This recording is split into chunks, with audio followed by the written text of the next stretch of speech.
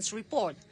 The developed countries of the West and the large transnationals have designed an international order that does not take into account to all the progress of our nations of the South, and it is only effective for meager minorities. The G77 and the BRICS have the responsibility and the possibility to act to change this unjust world order.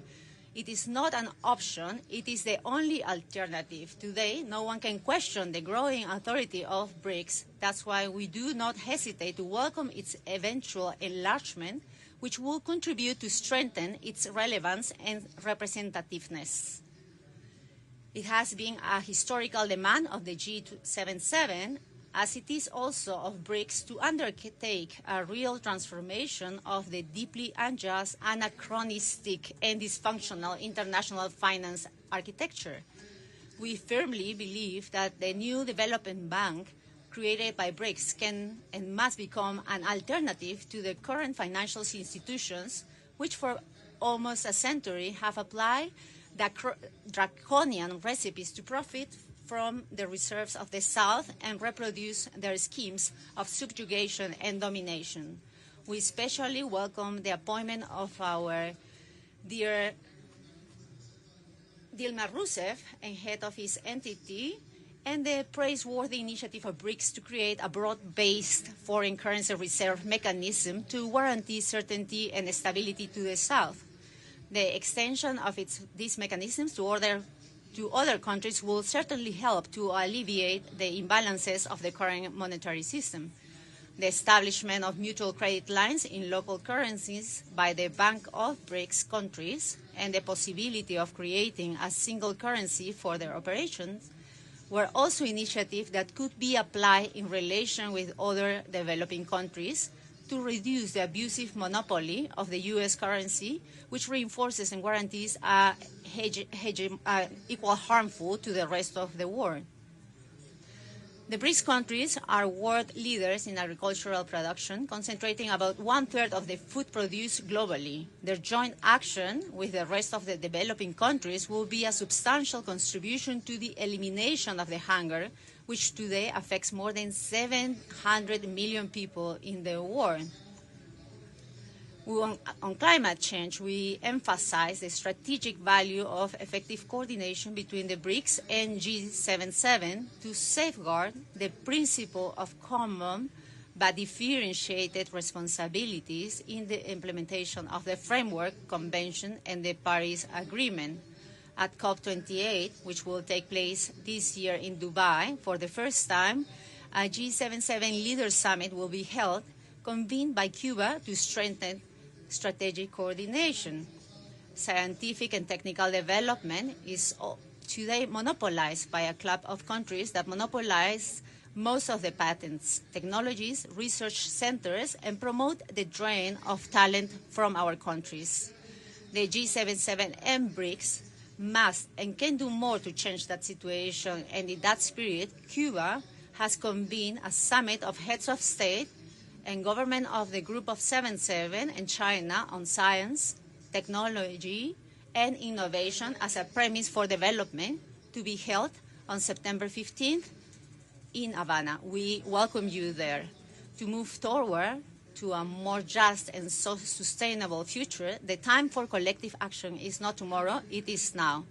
We firmly believe in the power of unity and diversity, and that it is time to act together in defense of historical grievances that, because they have not been addressed in time, have multiplied the problems facing our nations today. And since we are in the Rainbow Nations, which has overcome the hatred of the past, integrating its rich diversity of cultures, languages, and religious beliefs, let us assume all the precepts of the wise African humanist philosophy of Ubuntu, the ethics of caring for others, which in the face of selfishness and individualisms promotes a form of life of solidarity, fraternity, and respect in which no one is left behind. The G77 and the BRICS have the opportunity to generate a historic transformation for the sake of the future generations. Let's do so. Thank you very much. President Canal, I now have the honor to call upon His Excellency Ismail Omar Guelleh, the President of the Republic of Djibouti and Chair of the Intergovernmental Authority on Development, IGAD.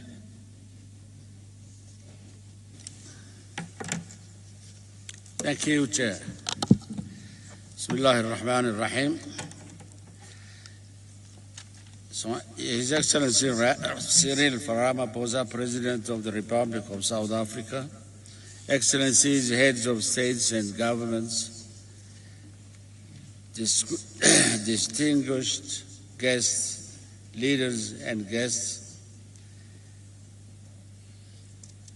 Firstly, I would like to express my appreciations to His Excellency President Cyril Ramaphosa, the President of the Republic of South Africa, and the people of South Africa for their warm welcome and hospitality during our visit to this beautiful country.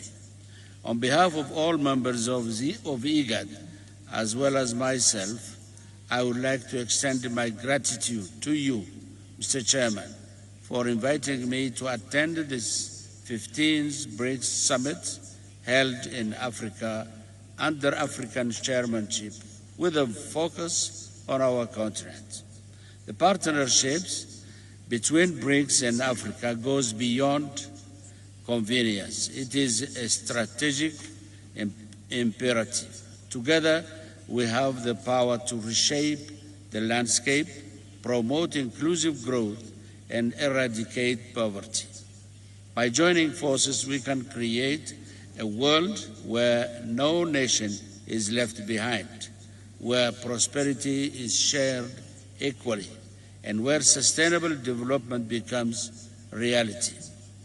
Africa possesses resources, and when combined with the technological capabilities and investment potential of BRICS, it opens up unparalleled opportunities for both regions.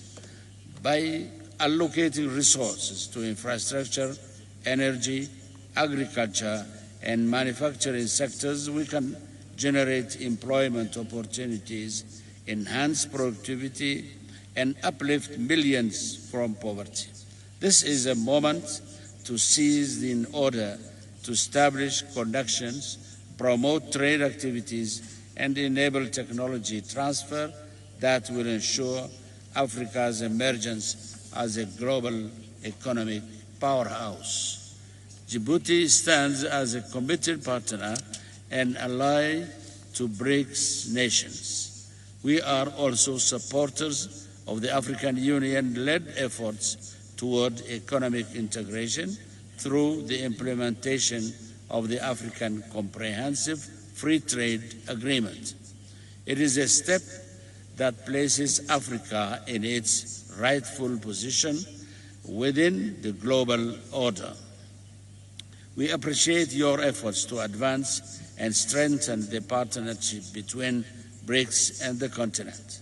In summits, we have already identified key areas of focus that contribute to a mutually beneficial partnership.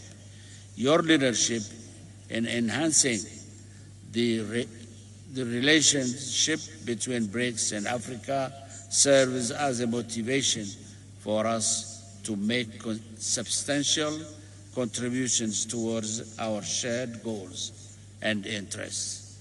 Dear Chairman, IGAD commends the BRICS partnership for creating a platform that offers an opportunity to diversify expand the global economic landscape. Undoubtedly, BRICS is a force with politically and economically. It is a success story evident from the growing number of countries aspiring to join this group, as well as the commendable performance of the new Development Bank with its extensive portfolio of projects aimed at maximizing development impact. I am delighted to announce that IGAD fully aligns with and supports the priorities outlined by the BRICS Chair for 2023. Specifically, Africa and IGAD aim to mobilize investment in order to develop infrastructure that connects parts of our the world today. We recall the Bandung Conference of 1955, when Asian and African nations demanded a greater voice for the developing countries in world affairs. The conference called for the recognition of the equality of all nations, both large and small. We still share that common vision of a fair and a just world.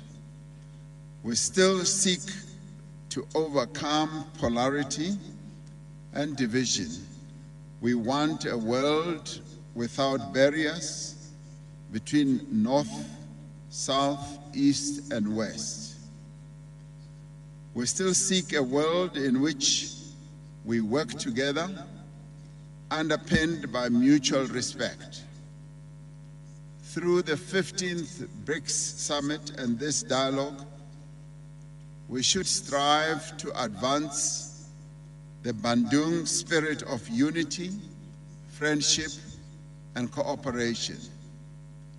In South Africa, we have a word that we use to describe friendship, cooperation, and we call that Ubuntu. Ubuntu is a practice based on the understanding that our success, our prosperity, and well-being depends on the success, prosperity, and well-being of others.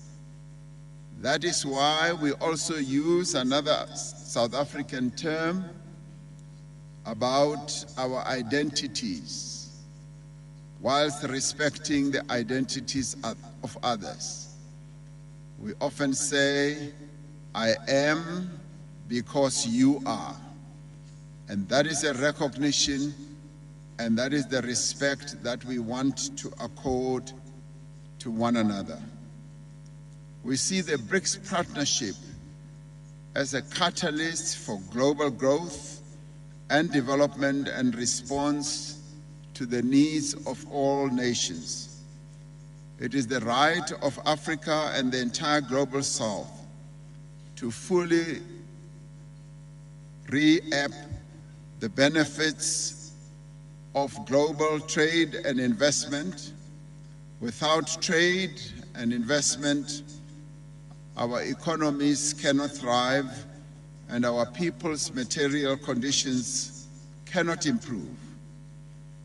As the African continent, we are determined that the continent's substantial resources are harnessed for the benefit as well as for the development of the people of Africa.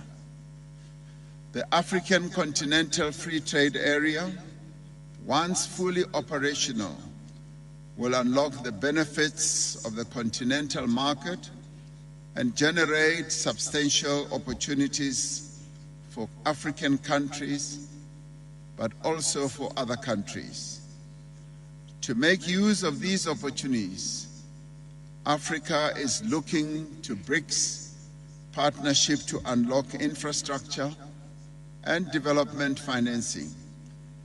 This was part of the founding vision of the new development bank. This bank is playing a leading role in efforts to increase the resilience of the global South and to bring fairness to the global trading system, the financial system, and to strengthen BRICS currencies. We have to reform global economic, financial, and political, as well as the multilateral trading system, so that we can create a conducive environment for fair trade. While many countries of the Global South are seeking significant progress in industrialization, in technological development, in innovation, and the digital economy, they are not fully reaping the economic benefits of their efforts. By working together, by sharing skills and capabilities, by mobilizing resources, we will be able to give renewed impetus to the global growth and sustainable development. We need to move beyond expressions of solidarity towards inclusion, mutually beneficial economic cooperation as well. We trust that this dialogue that is being attended by some 65 countries will provide leadership, vision, and hope as we strive together for a better Africa and for a better world. It is for this reason that I welcome you all warmly, and I welcome you all on behalf of the BRICS leaders who have just issued their declaration, which outlines a number of important aspects. The BRICS leaders have also taken a decision to expand the BRICS membership, and that announcement having been made, we welcome those new members. But at the same time, that is the first phase, and other phases will follow. And we welcome various other countries in the partnership of the BRICS countries. So thank you very much, and thank you for being here. I thank you.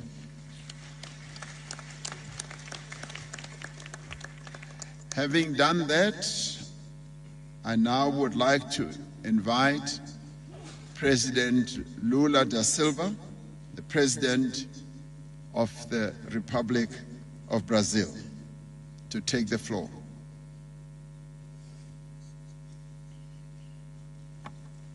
Obrigado, Presidente Ramaphosa. Obrigado, companheiros presidentes dos países que compõem os BRICS. Eu gostaria de cumprimentar o presidente Ramaphosa por dedicar este debate à parceria dos BRICS com o Sul Global, em especial com a África. É hora de revitalizar a cooperação entre os países em desenvolvimento. Vemos hoje o surgimento de novos desafios que se somam aos problemas de longa data. Fomos atingidos por uma pandemia, por novos conflitos e por uma grave emergência climática, no momento em que trabalhávamos pela implementação dos Objetivos de Desenvolvimento Sustentável. Quando adotada a Agenda 2030, traçava rota para um futuro melhor.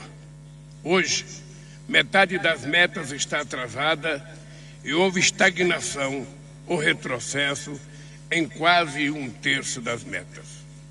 A insegurança alimentar regrediu para os patamares de 2005. A democracia, em vários lugares, se vê ameaçada pelo extremismo ou corroída pela xenofobia. Estamos, mais uma vez na história, sob o risco de uma guerra nuclear. O mundo andou para trás. Muitas das respostas que buscamos para construir um mundo mais equitativo estão na África. A Covid-19 ceifou milhões de vidas, mas apesar dos obstáculos injustificáveis ao acesso a vacinas, a África apresentou taxas de mortalidade muito baixas. Enquanto preocupações de segurança limitam cada vez mais o compartilhamento de tecnologias, a União Africana lança estratégias de transformação digital e centenas de startups e centros de inovação surgem na África. Ao mesmo tempo em que proliferam medidas unilaterais que ameaçam a integridade do regime comercial, o continente africano se transforma na maior área de livre comércio do planeta, com 1 bilhão e 300 milhões de pessoas e um PIB combinado de 3 trilhões e 400 bilhões de dólares. À medida que órgãos multilaterais falham ao responder às ameaças à paz, a União Africana assume crescente protagonismo na resolução de conflitos. De um lado, alianças excludentes renascem e acirram tensões, e de outro, países africanos e latino-americanos se unem para preservar a zona de paz e a cooperação Atlântico-Sul. Mas assim, como em outras regiões na África, também ficam evidentes os grandes constrangimentos impostos a países em desenvolvimento. As promessas da globalização não se cumpriram. Muitas nações se veem hoje tolhidas por dívidas impagáveis. Nos últimos anos, o volume de recursos direcionados a países do sul global, via comércio e investimentos, vem diminuindo. A maior parte do mundo em desenvolvimento depende da exportação de commodities, cuja demanda é volátil, e da importação de goods importments of first needs are very difficult because the prices went up. At the same time, financial institutions impose high interest rates and conditionalities that narrow the action space of the state. It is impossible to promote sustainable development if the national budget or the public budget is consumed by the foreign debt service. To fight the climate change offers us an opportunity to rethink financing models, trade, and development. The energy transition cannot bring back again the exploitation relationship of the colonial past. We need solutions that diversify and add value to the production of the developing countries. The most evident signal that the planet is becoming a place with more inequality is the growth of hunger and poverty. And this is unacceptable. Although its magnitude, these problems are not treated with the urgency that they deserve. The emissions of the 1% richest part of the world population are 100 times higher than the 50% poorest. As the Kenyan environmentalist Wangari Maathai, winner of the Nobel Peace Prize, we quote, "We would like to put the blame on the poor for the destruction of the environment, but frequently the powerful ones, including the governments, are the true responsible," end of quote. We have sustainable forms to enhance the agricultural output, create income, and offer social protection. And this was what we discussed in the Amazon Summit meeting in the city of Belém in Brazil, in the Amazon region. And this is what we want to discuss with the other countries that have tropical basins like Congo and the Borno-Mekong. Brazil will take over the chair of the G20 in December, and we want to put back the inequality reduction as the core of the international agenda, to reduce inequalities. We cannot do that without greater representation from Africa. So that's why we advocate the entrance of the African Union as member of the G20. Now, with my trip to South Africa, and then I will follow to Angola and to São Tomé and Príncipe, I intend to open a new cooperation agenda between Brazil and Africa. Let's go back to our universal vocation and rebuild our historical ties with the developing countries. Prosperity is only full when it is shared. The presence here of dozens of leaders from the global south shows that the world is much more complex than the mindset that came from the World War, the Cold War, that some wants to reinstall. And instead of following the rationale of competition that imposes automatic alignments and that will foster mistrust, we have to strengthen our collaboration within the global south. The world with welfare and well-being for all is only possible if we have an international order that will be more inclusive and more solidarity. Thank you very much.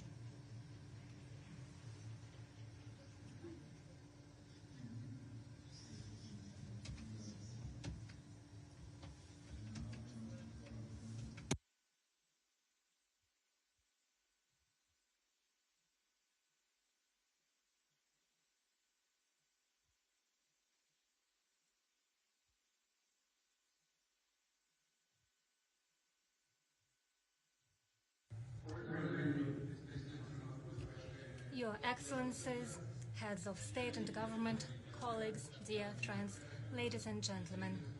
At the outset, I would like to express my gratitude for the South African chairship for the arrangement of this representative summit of the BRICS Plus outreach. This format of communication is of utmost importance. It offers us a great opportunity to discuss in substance the relevant topics of mutual interest with those countries who largely share the attitudes of the five with the like-minded states. It's my pleasure to welcome all of you, dear friends. We all stand for the building of a new multipolar world order, a one that is truly balanced and takes into account the sovereign interests of as many nations as possible, and opens possibilities for implementation of various development models, while making it possible to preserve national cultures and identities and traditions. Let me stress, BRICS is not competing with anyone and is not opposing itself to anyone. But it's also obvious that this objective process, the process of emerging of a new world order, still has fierce opponents who try to slow down this process, to contain the emergence of new independent centers of development in the world. The countries of the so-called Golden Billion are doing everything in order to preserve the previous unipolar world order. They are comfortable with it. It benefits them. They try to substitute the world order by the rules-based order, although no one has seen these rules. And they use these rules for their narrow interests, and they adjust them to fit their political interests at any time in accordance with the interests of certain states. In effect, it is the same colonialism in a new package. By the way, it doesn't look so good, and modern-day colonizers, under the guise of benign mottos of human rights and so on, try to resolve their problems at someone else's extent by pumping out resources of other countries. The president of Brazil mentioned the debt burden of developing countries. Well, of course, on the one hand, they pump out huge volumes of resources, and on the other hand, they create a sort of credit relations that paying these loans off is almost impossible, and it looks not like loans but as contributions. The world order is threatened by the radical neoliberalism imposed by some countries that is aimed at eliminating traditional values that matter for all of us. I'm talking about the value of family, respect for national and religious traditions. They try to do so to serve their own interests, and some countries even justify extremism, xenophobia, and connive with terrorists. The global majority, represented by countries present here, is getting increasingly tired of all sorts of pressure or manipulations. But it is ready for equal and mutually respectful cooperation. That is the attitude taken by the BRICS countries. That's how we treat the development of multifaceted relations with many countries present here and other interested countries on the regional and global basis, including such regional structures as CIS, Shanghai Cooperation Organization, Caribbean countries, the Gulf countries. Bearing in mind that most African countries participate in today's event, today BRICS focus is on Africa. And we in Russia can only welcome it. We believe it is right, especially so as it is the Republic of South Africa that holds the chairship. Many dear friends, we met with many of you quite recently in St. Petersburg at the second Russia-Africa Summit, where we held constructive discussions. In St. Petersburg, we reaffirmed that Russia and Africa have ever stronger friendly ties and mutually beneficial relations. The foundation for these relations was laid in the times when the African continent was struggling for its independence. We value that African countries have a friendly attitude to the Russian country, and in its turn, Russia is interested in further deepening its multifaceted ties with the African continent. We will actively promote these ties, translate them in practical cooperation in various fields. Our particular focus lies on providing African countries and the world market with grain and fertilizers. We have all opportunities to make our contribution to the global efforts to resolve the hunger problem and not to allow the food crisis. So we can only welcome that for the second year in a row we have record crop yields. And as I already mentioned, in the coming months, as a priority assistance project, we'll allocate 25 to 50 tons of grain to African countries, and we'll ship it free of charge. That's what we mentioned in St. Petersburg. Right now we are concluding negotiations with our African countries on these issues. We are doing so despite the obstacles created by others, in particular illegitimate sanctions imposed against our exports that complicate insurance and settlement processes. Our African friends can rest assured that Russia will always remain a reliable food supply and will continue to support the countries most in need. Russia takes a responsible attitude to its obligations in terms of energy exports. Largely, these exports are oriented on the emerging markets. Russian raw materials and fuels make it possible for the friendly countries, including African countries, to contain price rises and enhance agricultural and industrial production, thus strengthening their energy security and economic resilience. According to some estimates, by 2050, world's population will rise by 1.7 billion people, and the energy supply will rise by 22%. So it's obvious that for the foreseeable future, there is no alternative to coal or hydrocarbons, meaning that the energy transition that is necessary, the energy transition to low-emission economy, should take place in a gradual and balanced manner. It should be well calculated, taking into account national peculiarities and possibilities of the respective countries. By the way, some countries are already facing the effects of the efforts of the mistakes they committed when planning this energy transition, and problem is exacerbating. We see a solution in effective use of all energy resources, while implementing clean technologies.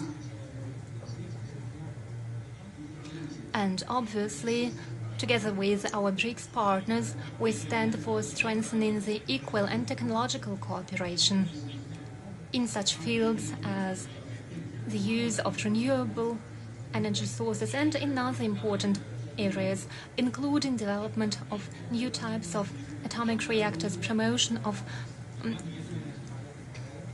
hydrogen technologies, and so on.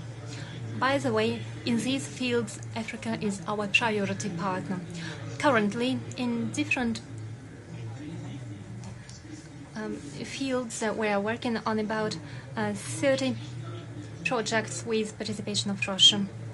In 16 states, we are operating in a very active manner. In Egypt, for example, Rosatom is working on construction of Daba, a nuclear power plant, and the total capacity of our energy projects amounts to 3.7 gigawatt. Over the past 2 years,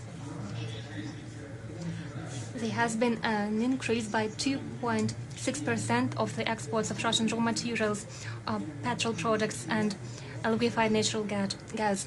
2.6% rise. The exports of food, energy resources, cooperation in other economic fields, as well as in the fields of culture, education, sports. All of these applies not only to Africa, but also to other regions, and naturally to the countries invited for the BRICS outreach countries. We will build constructive win-win relations with everyone. We will enhance partnership, and our country has a lot to offer. In this regard, let me note that next year, Russia will assume BRICS chairship, and upon instruction of our colleagues, we will ensure the working conditions and the work with the countries that cooperate with us within the BRICS Plus and BRICS outreach formats. Dear colleagues, by way of concluding, I'm confident that the current meeting would be very useful. It will help bolster friendly relations between the BRICS 5 countries. But next year, there will be an increasing number of new members. It will help galvanize cooperation on various tracks. Thank you for your attention.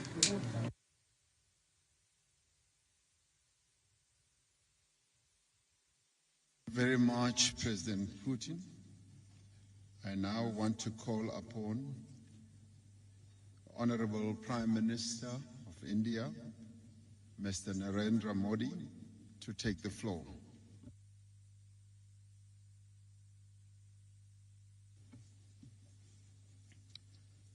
Excellency,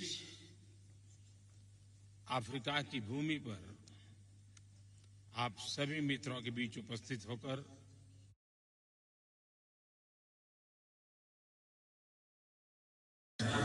I wholeheartedly thank President Ramaphosa that in the BRICS Outreach Summit, he has given us the opportunity to share views with countries of Africa, Asia, and Latin America. In the last 2 days, in all of our discussions in BRICS, we have laid emphasis on the priorities and concerns of the countries in the Global South. We believe that according special attention to these issues by BRICS is a need of the current times. We have also decided to expand the BRICS Forum. We welcome all the new member countries. This will make global institutions and forums more representatives and inclusive, and this is one step towards such efforts of ours. When we use the term Global South, it is not just a new diplomatic term. In our shared history, we have together opposed colonialism and apartheid. It was in this land of Africa that Mahatma Gandhi developed the powerful concepts of nonviolence and peaceful resistance, tested them here, and then used them in India's freedom struggle. His thinking and ideas inspired great leaders like Nelson Mandela. Based on this strong history, we have given a new shape to our modern relations. Excellencies, India has accorded high priority to its relations with Africa. Along with high-level meetings, we have opened 16 new embassies and high commissions in Africa. Today, India is Africa's 4th largest trade partner and 5th largest investor. Whether it is power projects in Sudan, Burundi, and Rwanda, or sugar plants in Ethiopia and Malawi, whether it is technology parks in Mozambique, Côte d'Ivoire, and Eswatini, or campuses established by Indian universities in Tanzania and Uganda. India has always accorded priority to capacity building and infrastructure development in African countries. Under the Agenda 2063, India is a reliable and close partner in Africa's journey to make Africa a global powerhouse of the future. In order to tackle the digital divide in Africa, we have granted more than 15,000 scholarships in the area of teleeducation and telemedicine. We have constructed defense academies and colleges in Nigeria, Ethiopia, and in Tanzania. We have deployed teams to Botswana, Namibia, Uganda, Lesotho, Zambia, Mauritius, Seychelles, and Tanzania to provide training.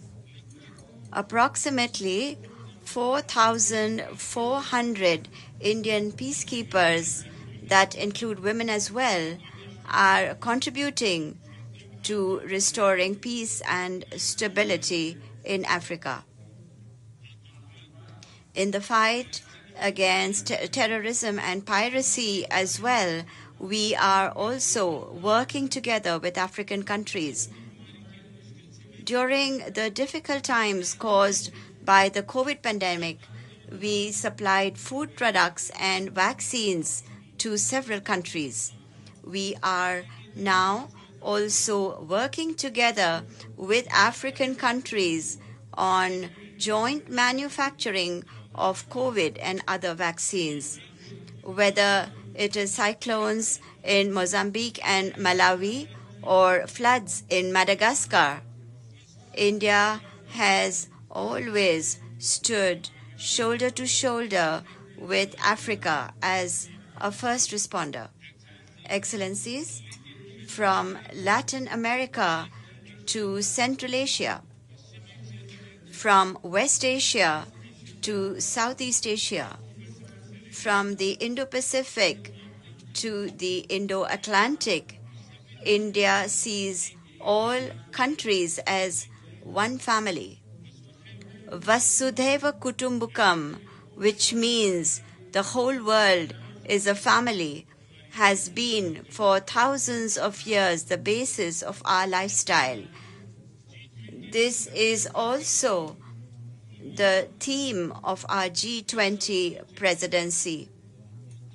In order to mainstream the concerns of the Global South, we have invited 3 African countries and several developing countries as guest countries to the G20 summit. India has also proposed permanent membership of the African Union to the G20. Excellencies, I believe that BRICS and all the friendly countries present here today can work together to strengthen a multipolar world in order to make global institutions representative and to keep them relevant. They can help ensure progress in their reforms. Counterterrorism, environment security, climate action, cybersecurity, food and health security, energy security, building resilient supply chains are matters we all have equal interest in.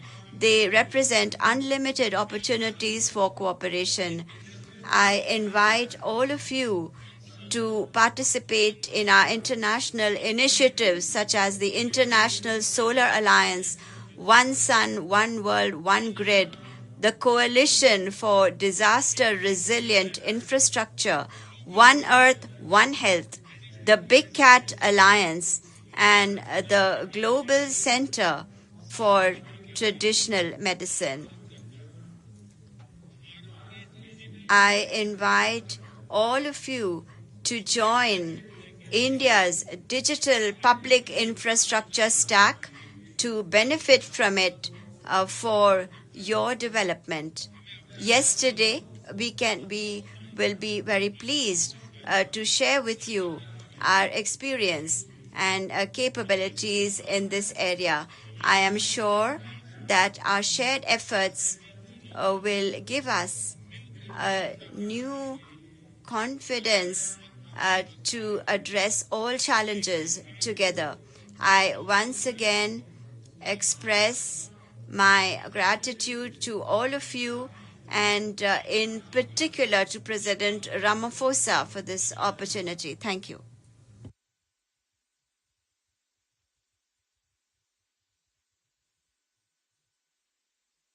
Prime Minister Modi.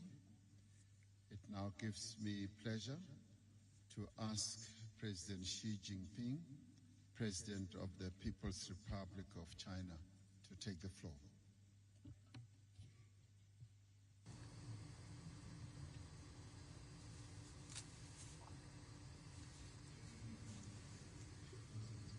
Your Excellency President Ramaphosa, dear colleagues, let me begin by thanking President Ramaphosa for preparing the dialogues. I am delighted to join you all in this discussion on global development. Development embodies our people's aspiration for a better life. It is the top priority for developing countries and a timeless theme for humanity. As the UN 2030 Agenda for Sustainable Development is due for a midterm review this year, the delivery of most SDGs remains slow. This is a cause for concern. And the global development endeavor faces formidable challenges. The international community must pursue the larger interests of all countries, respond to people's concerns, and restore development to the center of the international agenda. The representation and voice of developing countries in global governance should be increased,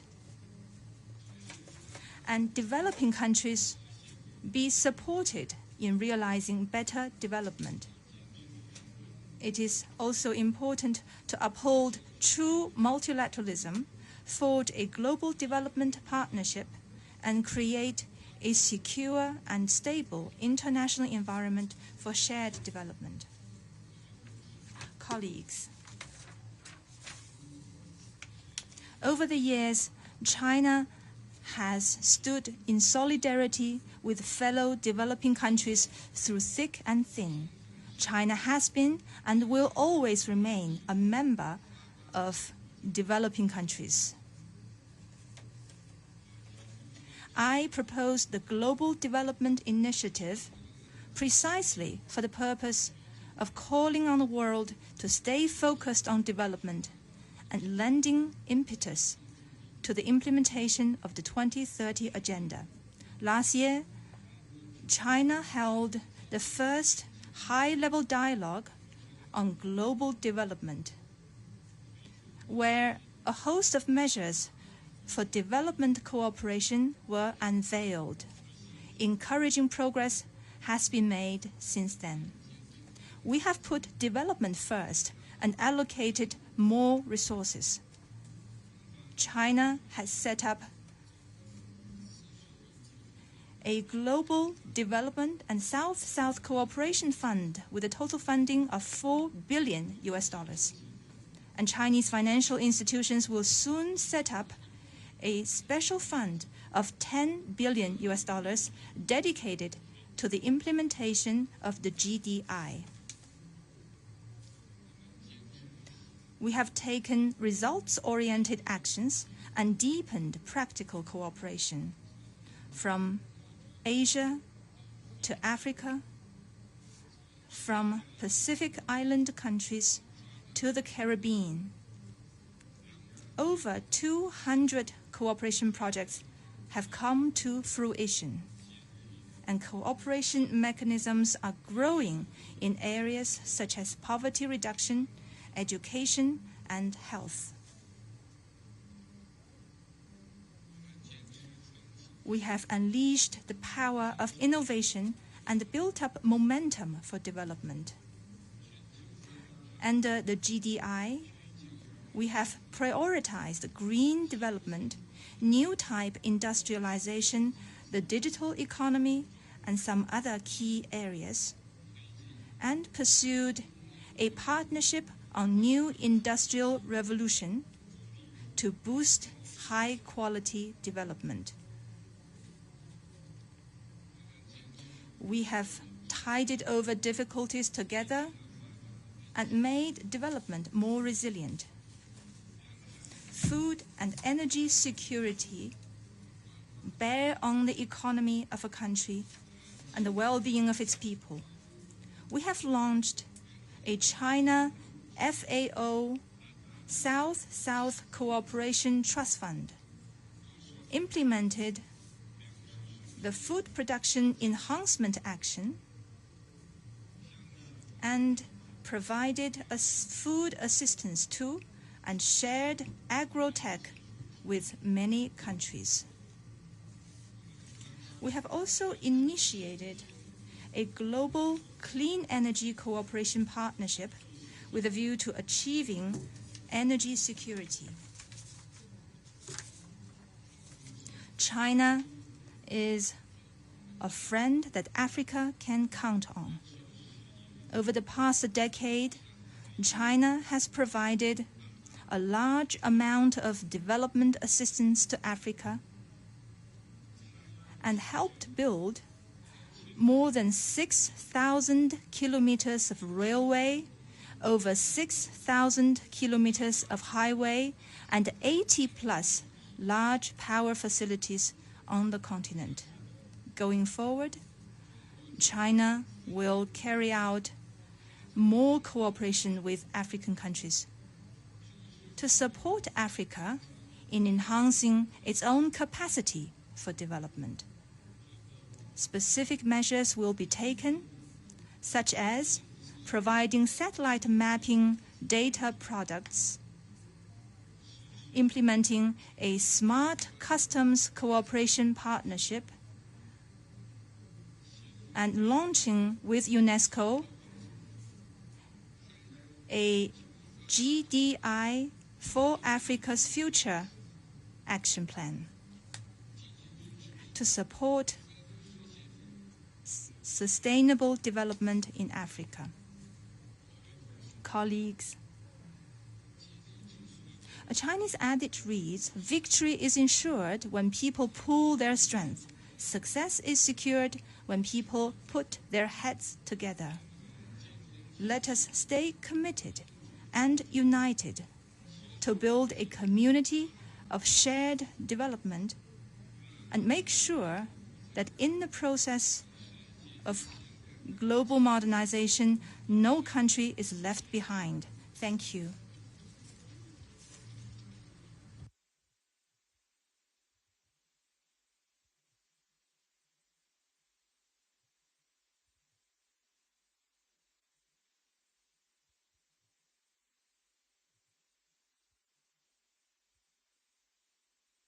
And I now call upon Secretary General Antonio Guterres to address us.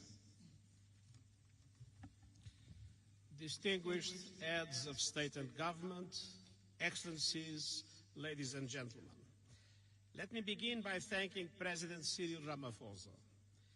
We take great inspiration from the Rainbow Nation's extraordinary path to unity through action and justice.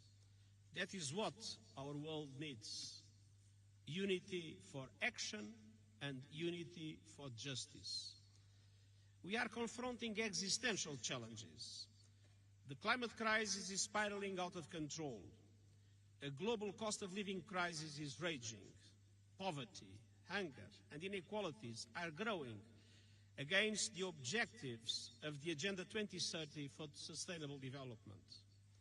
New technologies are raising red flags without a global architecture to deal with them. And geopolitical divides and conflicts are multiplying with profound global implications, especially the impacts from the Russian invasion of Ukraine. Excellencies, we are moving towards a multipolar world, and that is a positive thing. But multipolarity in itself is not enough to guarantee a peaceful or just global community. To be a factor of peace, equity, and justice in international relations, multipolarity must be supported by strong and effective multilateral institutions. Look no further than the situation in Europe at the dawn of the last century.